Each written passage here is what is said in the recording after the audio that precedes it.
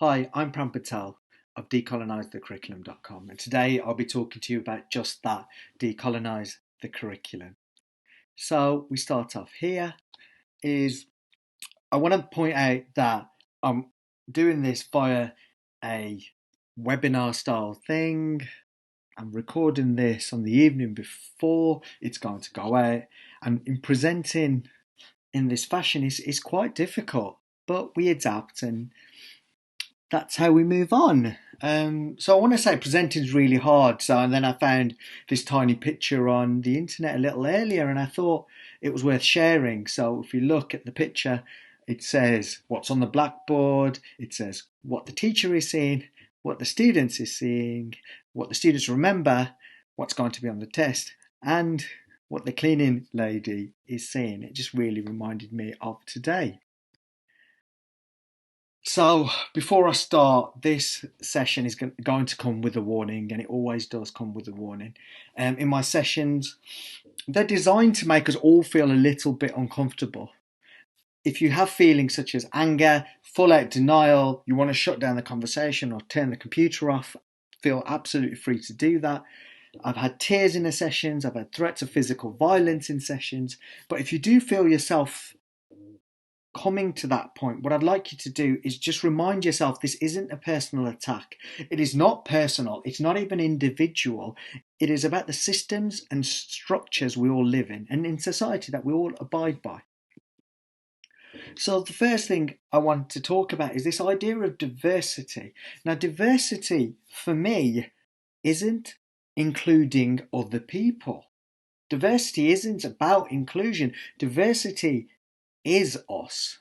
If we look at our wonderful country, if we look at the wonderful world, you will see every single type of person and every single type of trait across the world. And for me, diversity is about belonging. It's about having the ability to build an organization which embraces everything and every single one. So the first question I want to ask is, looking at the people on the screen, who is the most attractive? And yes, there is a correct answer. I'm not saying it's me, but yeah, it's me. And no, I'm not going to ask for your answers. And no, I don't expect you to have an argument or a debate over this. But the beauty argument is really, or the debate is really interesting, because every time I do this session, someone says to me, it's something to do with genetic diversity, isn't it, Pram? Well, there is an argument to say that we seek mates which are genetically diverse to produce stronger children and offspring. However, the people who are the most genetically diverse in the world would be based in East Africa, because in our human journey, we evolved and first started in East Africa, most likely northern Tanzania somewhere around that region.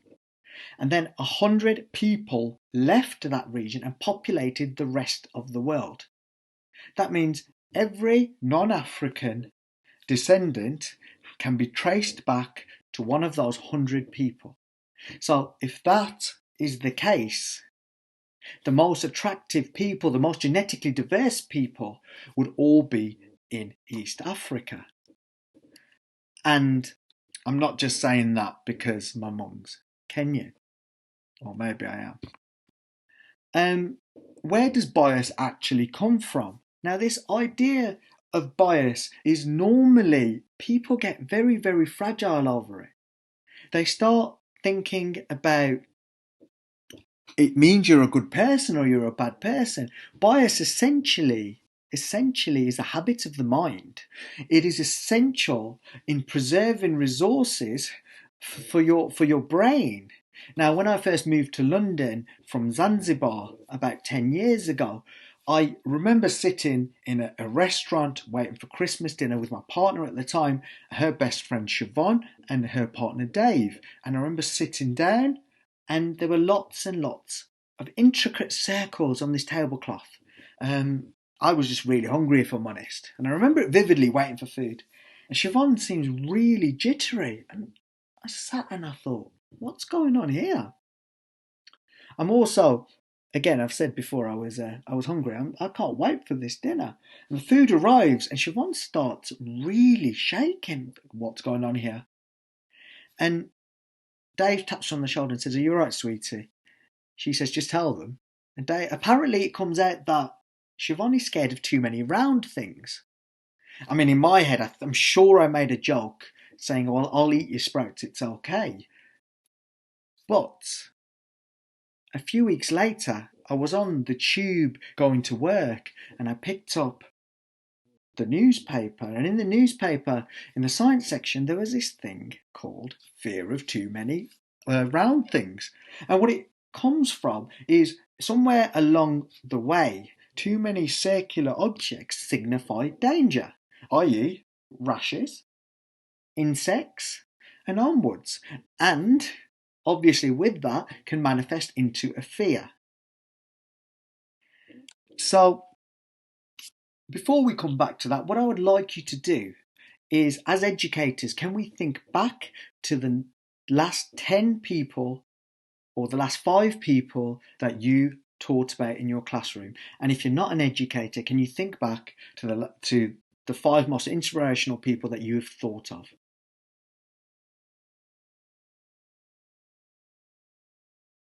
I'm giving you a little bit of time to get down as many as you can. I know this session's going to be super short, but please write as many as you can.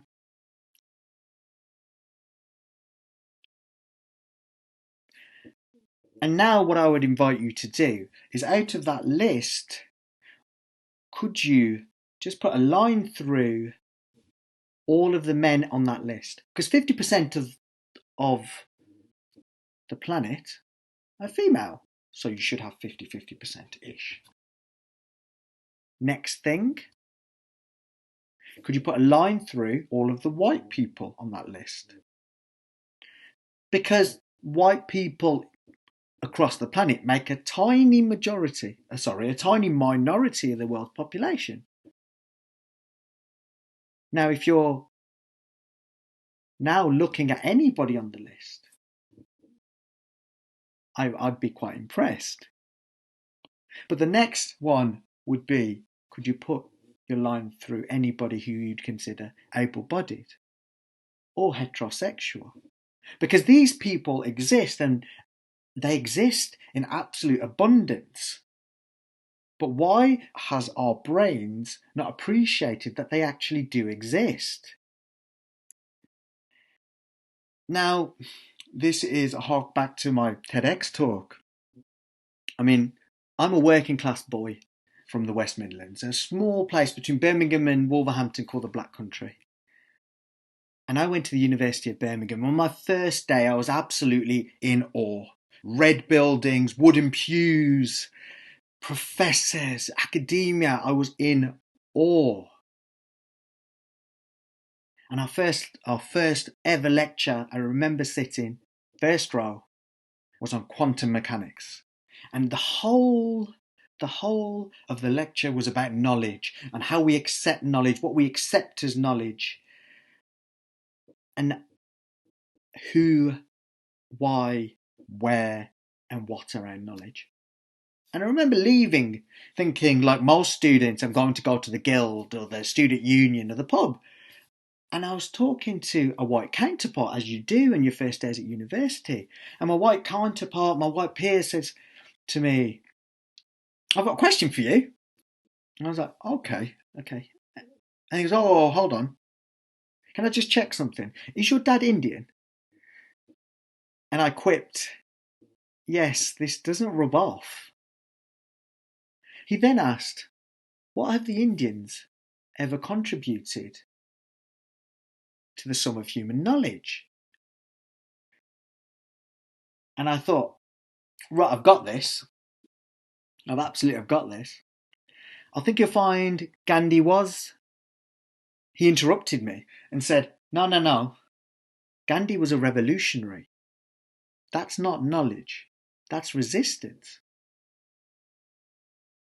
My mind raced, absolutely raced. It raced from the whole of the South Asian diaspora to everyone I could think of, to then people of colour. And yes, the answer wasn't obvious to my white peer, my white British peer who's brought up in the British system, as so did I.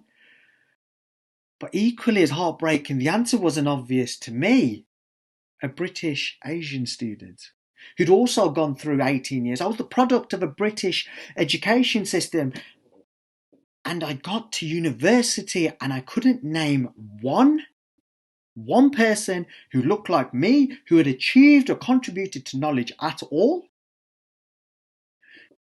That day, I have never felt so inferior. Now, through no fault of his own, and I'm going to be completely honest, through absolutely no fault of his own, my white peer that day had gained a sense of superiority. Now, nobody wins in this scenario. Now, again, I'm running short on time, so I'm going to run through some collectives and individualistic places that we come to. Now, collectives are made up of groups of people who choose to band together. So an example for me would be, I'm a Hindu, I'm a practicing Hindu, I'm a Wolverhampton Wanderers fan, I would describe to being a man, I'm from the Black Country, I think I'm British, or I say I'm British, I'm a teacher, my father is Indian and my mother is East African, and I call myself a Londoner. These are all places and groups that I have chosen to ascribe to, and they're collectives. Now, what happens in psychology, in the society around us, is collectives band together around a common mission. And as a Wolverhampton Wanderers fan, I want Wolves to win. But not every Wolverhampton Wanderers fan wants exactly the same thing. Yeah, sure, we want to win. But for me, to win at all costs is not an option. For me, the quality of football is so much more important than just winning. And to another Wolverhampton Wanderers fan, that might not be the case. So the way collectives hold together is by having this idea of heroes and villains, decent people and not decent people. Now, in the case of Wolverhampton Wanderers, the non-decent people would be the local team, West Bromwich Albion. Why would you be a West Bromwich Albion fan? Why would you be a baggy? Oh, the good people are over here. Where essentially, there is no good or bad people. Now, where does this play out? So, if you look at the screen now, I have 3 pictures up. On the left we have, or on the right on your case, would be Mohandas Karamchand Gandhi, a personal hero of mine, achieved greatness with civil disobedience and ahimsa, absolutely greatness. However, it's well documented he was he was a documented racist. Anti-blackness, he's written by his own hand, anti-blackness is rife. Now, if I said that to my grandfather's generation, I'd be lucky if I got away without a slap. If I said that to my father's generation, I'd have point blank denial. No. He's a good guy. He's one of us. Now, I see the same rhetoric around Churchill. Churchill saved us. I always ask, who's us? Because he may have achieved greatness in Europe, but he was also directly responsible for the deaths of 4.5 million Bengalis in a man-made famine. And his views, which are widely available, are often just swept under the table because he saved us. And there's a picture of Che Guevara there, who again, we all know, had homophobic views. Now, taking this back down to the neurological level, and if you look at the screen, there are 3 faces looking at you. Now, this piece of research by Macklin and Maplas looked at faces and facial recognition, and they looked at races across the board.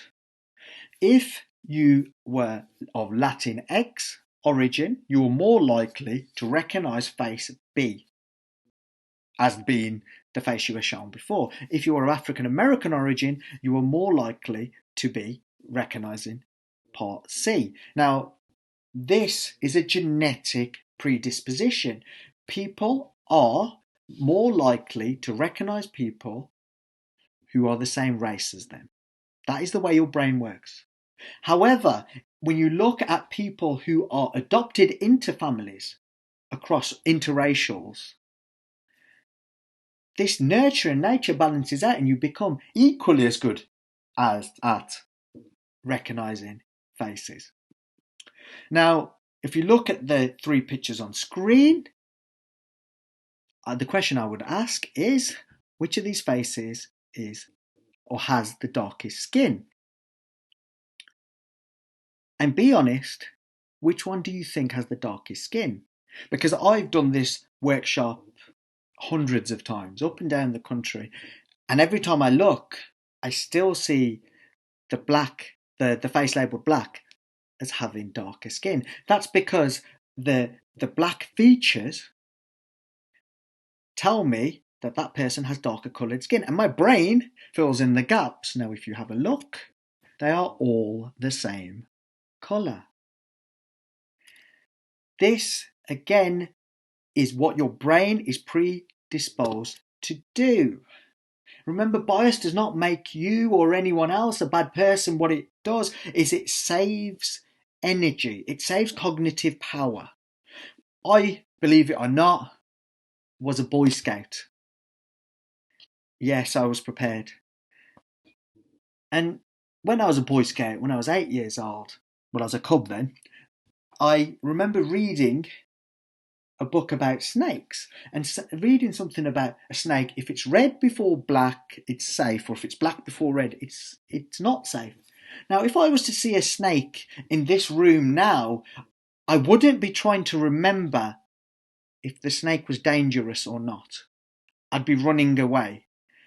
And it's that habit of the mind that goes to, oh, I know this, and that association I have with snakes is what drives these things forward. Now, earlier I talked about representation. If you look at representation within TV programs, some of the work by Dr. Jennifer Eberhardt at Stanford, I think it was, in the US, they looked at black characters in TV shows, and they videoed the other character, blacked out the character of colour, and took out the sound, and then they asked people what they thought the interaction was. Now, if there was a black character that was zoned out, you were always more likely to think of the interaction as being more aggressive. The movement of the faces gave away aggression. Now, taking that back, this is not about political correctness. This is not about not offending people. There are real advantages to diversity, serious advantages to diversity. If there are in Gusharan and at John Hopkins et al. Actually found that having one black teacher throughout your school in life means black pupils are more likely to go to university or their equivalent of college.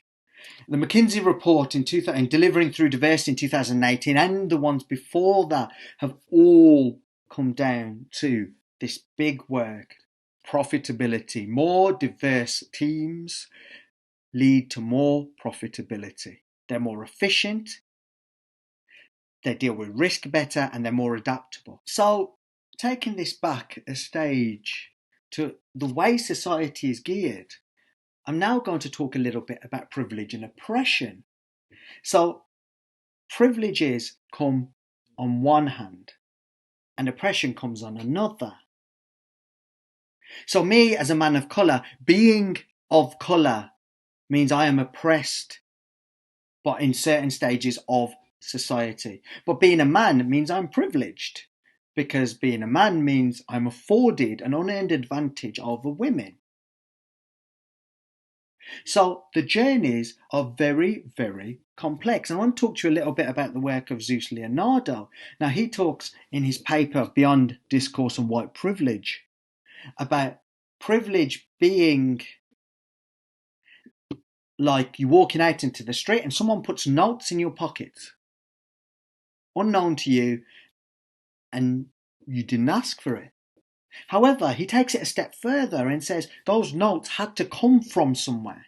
And when you talk about white privilege, they come from the oppression of people of colour.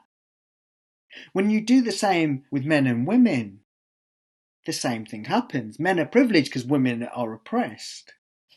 Now, it gets quite complex because we all have lots of different traits. And at this point, what I really don't want you to do is to sit here and try and play top trumps.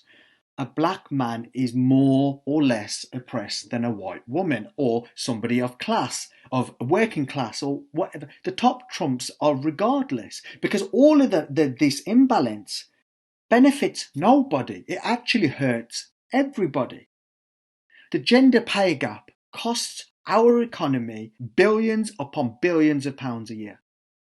The BAME pay gap in the UK costs our country billions upon billions to the economy every single year. The way I try to look at this is if you are given a privilege, it is your duty to try and redress that balance. So a quick multiple choice test here before I move on.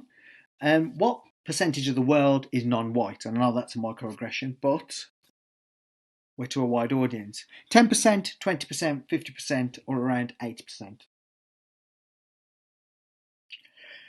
It is 80%.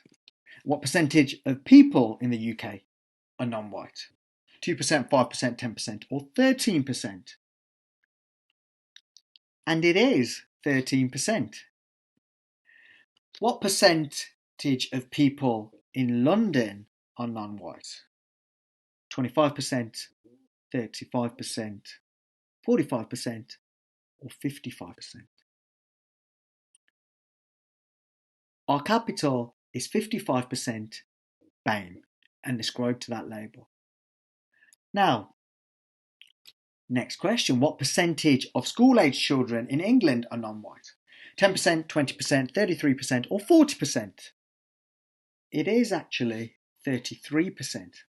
Now, knowing those figures, does your curricula, does your staff body, do the people in power represent those people?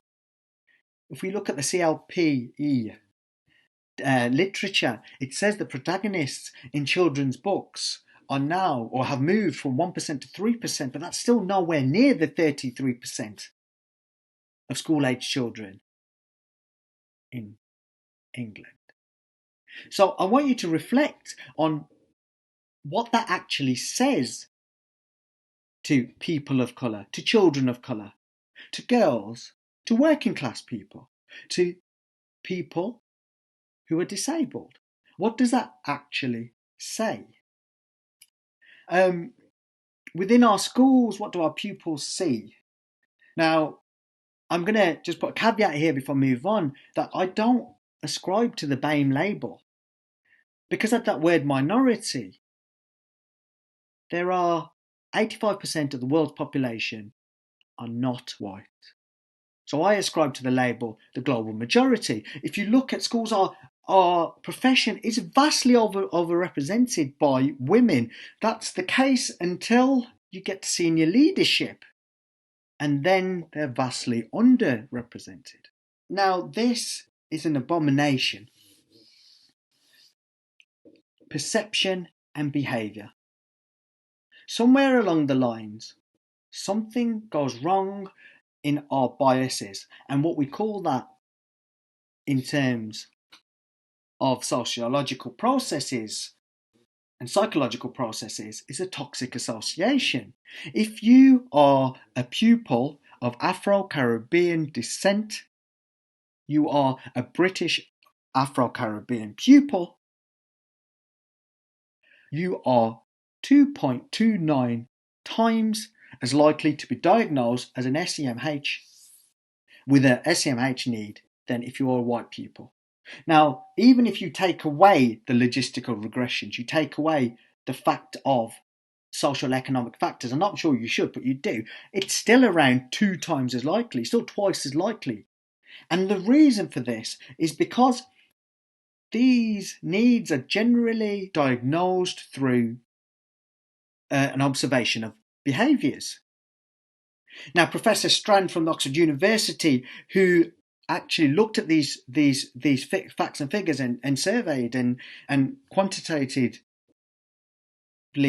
looked at the research of 6 million children, actually said this: is it that these young people from this ethnic group are more confrontational with their teachers because of gang culture, or is it perception of their behaviour?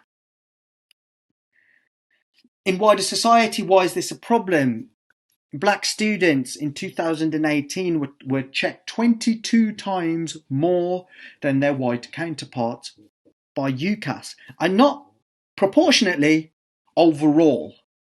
If you had a Muslim sounding name, you had to apply for 80% more jobs to get an interview. Same CV. The police watchdog has used these words. We need to look closely at the relationship between ethnicity and the use of force. If you are a black man in the UK, you are 4 times more likely to be sectioned. In healthcare, this is in the government's own report, so don't be poor, black, old and depressed because you're very unlikely to be treated. What we do matters. It really matters. So what does this look like? On the screen, you will see 4 pictures. On the left, you will see Santa Claus or Saint Nick. Underneath Santa Claus or Saint Nick, you will see Saint Nicholas, who was born in modern-day Turkey. Next to there are 2 pictures of Jesus. You have one with a darker skin, a black-coloured skin, and you have one, a traditional picture that you'd see in the UK. I'm calling it a traditional picture because it took me a good 10 minutes to find the image. Where did these ideas come from? If we look at the next tweet that I've just put on the screen, and if there are any Marvel fans out there, we talk about Wakanda. Wakanda is the most technologically advanced place on the planet. Look at the picture they choose to use compared to New York. In films and in comic books, again, I'm giving away a little bit of who I am here. If we look at Bane and we could look at Tom Hardy, bare chest there. And he played a decent role. However, Bane in the books was of Latinx origin. Ra's al Ghul, played by a white actor here, again of Middle Eastern or Far Eastern origin. And again, I'd bring you all the way back to the thing I started with. I started with this picture, and if you look at the picture, the bit I want you to concentrate is the top right, where it says, what are the students seeing? And I know it's not a great picture, but there's actual Mandarin script on the board. So for an educator to be using this, they are already othering the idea of their pupils understanding Mandarin script. I mean, it gets worse. The cleaning lady, why is she a lady? Why is she angry? Why is she indifferent? Why is she in different clothes? Why does she look different? I mean, there's lots of that. Now, and that statement, racism or any sort of oppression, we need to start looking at them as an act of hate and taking that personally. We need to start looking at them as an inculcated epistemological process. The way we accept knowledge, because we've been trained to accept knowledge in that way. So looking at this graph, which is taken from the work of Dr. Burgess at Bristol University, there's a spike towards the end, and I know it's difficult to see, but you have white pupils at the top, you have black African in the middle, and the lowest line is black Caribbean. And there's a spike between 14 and 16 years. That's because the GCSEs are the first time in pupils' lifetimes that they are marked completely anonymously. Now that is a bitter pill to swallow. For me, that hurt. Am I genuinely discriminating against or under assessing pupils of colour in my classroom? Even as a man of colour, am I doing that? Probably, because the stats don't lie across whole cohorts.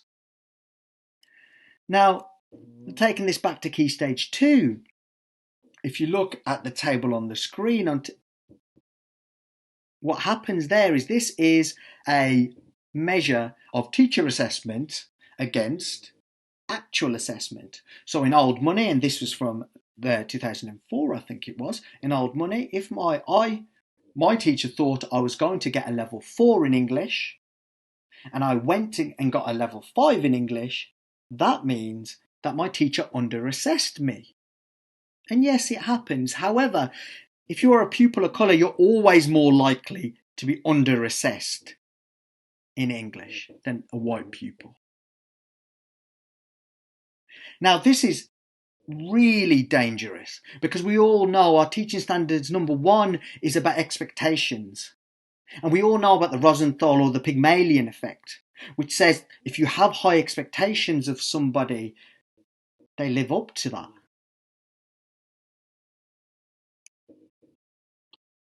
But do we know about the Golem effect, which is the opposite? If you have lower expectations of our pupils, they live down to that. And that has a more prevalent impact on the pupils. So now I'm going to talk about the content of the curriculum. And I'm going to have to wrap up soon because I was given half an hour and I'm over that already. But the curriculum of education in the UK from 0 to 21 is predominantly ethnocentric and Eurocentric. If you are a black student at university, you're 1.5 times more likely to drop out than if you're a white pupil or a white student.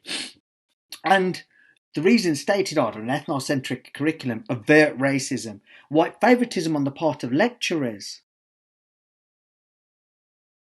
So this doesn't get solved anyway where up to university. Now, when I talk about the curriculum, someone always says, but the problem, there's not enough time. There is more than enough time. Because it depends on what you see the purpose or what you see the purpose of your curriculum to be. If you believe the purpose of your curriculum is so pupils can get good exam grades, then teach them the mark scheme and nothing else. However, and this is inspired from the work of Christian Council, teachers should fundamentally aim to make better learners. For me, as a physics and science teacher, I should try and make better scientists, or make them into better scientists. English, better writers of poetry. Maths, better mathematicians. Make them to be the best that they can be in your subject, regardless of the mark scheme, because that's where real learning comes from. She also talks about real subject specialism, about core and hinterland. Core is your mark scheme stuff, what's on the spec. The hinterland is what comes all around it. And she states really, really beautifully, and head over to her blog, that the hinterland is as important as the core. We've all taught lessons where it's really dry because all we're teaching is the core. But as a physics teacher, I couldn't teach GCSE physics and talk about particles without talking about CERN, without talking about the Pauli's exclusion principle and bringing elements of that into my lessons. Because it all adds together to make the pupils better. So I'm not an advocate of removing anybody from the curriculum. I'm not an advocate at all. But what we do by having a canon which is fundamentally inhabited by white middle-class males is we do our children, every single child in this country, a disservice. Because yes, we can talk Shakespeare literature and talk about Shakespeare, but you can't talk literature without talking about Tagore. And if you don't know who Tagore is, get onto a search engine. You can't talk poetry without talking about Rumi. And what we do is we absolutely cut off the whole authenticity of global knowledge from our pupils. We take that away from them. Now, I went through school and I read Othello at school, and I knew Othello was a Moor. Did I know what a Moor was? Of North African Muslim people of Berber and Arab descent. I had absolutely no clue. And tomorrow is, or today it would be VE Day. How many times, and I wonder how much in the coverage, are soldiers of colour represented? Because the greatest volunteer army ever amassed was raised during World War II in the colonies. The greatest number. But that's rarely taught. Within maths, the word algebra sounds Arabic because, shockingly, it's Arabic. Our actual number system is Indo-Middle Eastern. And taking this all the way back to my first university days and doing the algebra in that same quantum mechanics lecture, the work we were doing was based on the greatness and the work of people who look like me. But I was never told that. Now, how does that play out in today's world? Under-assessment is huge. And it's very, very, very important we recognise that right now. I know up and down the country teachers are ready to grade and rank their pupils. I would urge you all to recognise that we are all endowed with these biases, including me. And then when we really do dig into the bias, we recognise that there are trends and there are evidence and systematic evidence which shows that certain groups are disadvantaged by our assessments. So right now, I know some of you will be turning your nose up at this, but you have a choice to either take this personally or to actually explore it and to see what impact you have been having. So a quick exercise, and this is all I'm going to talk about before I leave you, would be to look at the legacy of your department's data. Last year's data, the data before, the data even before that, and look at your key groups, look at your PP pupils. Are your PP boys, are they disadvantaged by teachers under prediction? And if that's the case, when you come round to doing it this time around, have a little think. And hopefully, we can make the world a better place together. Thanks a lot.